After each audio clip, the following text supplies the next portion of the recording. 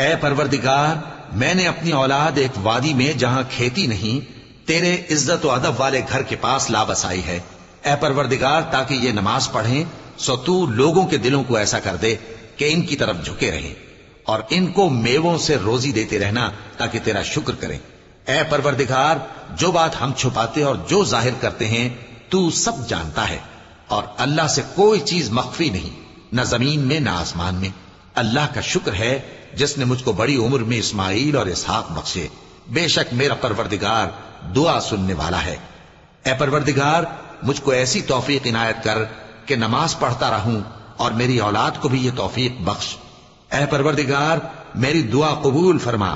اے پروردگار، حساب کتاب کے دن میری اور میرے ماں باپ کی اور مومنوں کی مغفرت کیجو۔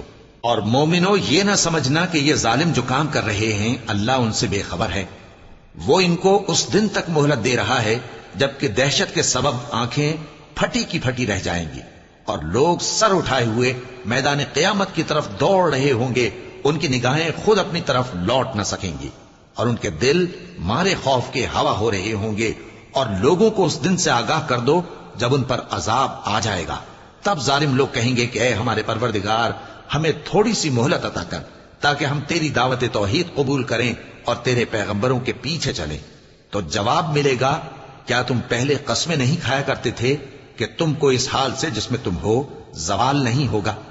اور جو لوگ اپنے آپ پر ظلم کرتے تھے تم ان کے مکانوں میں رہتے تھے، اور تم پر ظاہر ہو چکا تھا کہ ہم نے ان لوگوں کے ساتھ کس طرح کا معاملہ کیا تھا، اور تمہارے سمجھانے کے لیے مثالیں بیان کر دی تھی۔ اور انہوں نے بڑی بڑی تدبیریں کی، اور ان کی سب تدبیریں اللہ کے ہاں لکھی ہوئی ہیں۔ گو وہ تدبیریں ایسی غضب کی تھیں کہ ان سے پہاڑ بھی ٹل جائیں۔ تو ایسا خیال نہ کرنا کہ اللہ نے جو اپنے پیغمبروں سے وعدہ کیا ہے وہ اس کے خلاف کرے گا۔ بے شک اللہ زبردست ہے، بدلہ لینے والا ہے۔